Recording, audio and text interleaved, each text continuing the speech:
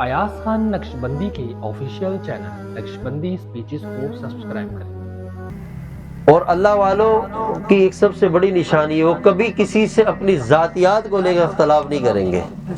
اگر ان کا کسی سے اختلاف ہوگا تو صرف رب کی ذات کے لیے ہوگا۔ بات سمجھ آ رہی ہے؟ اور ان کا معیار ہر چیز میں دین ہوگا۔ کیا ہوگا؟ دین۔ جو پیمانہ ہوگا وہ دین ہوگا، شریعت ہوگی۔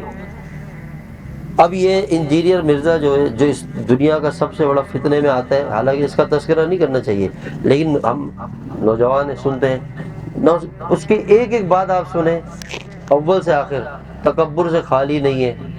کوئی علم والا بندہ، عالم، کبھی ایسی بات نہیں کرے گا۔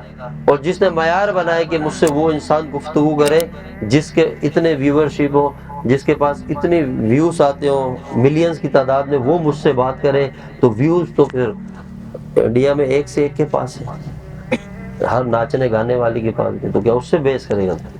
مطلب آپ دیکھیں تو یہ چند چھوٹی چھوٹی پوائنٹ بھی سمجھے بندہ، اور پھر اس کا جو آؤٹ پٹ، جو اس کو ماننے والے آپ ان کو دیکھیں سوشل میڈیا میں، ان کی ہر بات کے اندر بدتمیزی، بے ادبیاں، گستاخیاں کھلے عام۔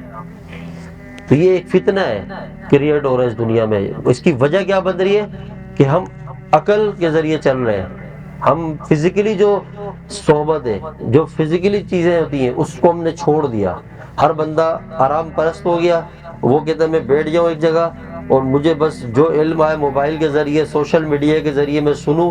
قیامت تک بھی وہ فیض، وہ برکات نہیں مل سکتی کسی کو اس طرح سے جس ترتیب سے صدیوں سے آ رہی ہے، کہ اگر ہم اس کو اسی انداز سے رکھیں کہ اللہ قرآن نے فرمایا کونوا مع الصادقین، کہ سچے لوگوں کے ساتھ، نیک لوگوں کے ساتھ، اہل اللہ کے ساتھ ان کی صحبت کو اختیار کریں، اس میں جائیں بیٹھیں نیک لوگوں کی۔ صحابہ کہف کا واقعہ ہے، ایک بہت بڑی اگزامپل ہے اس دنیا میں۔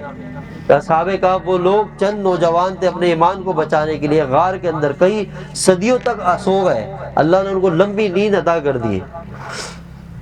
ان کا واقعہ قرآن میں۔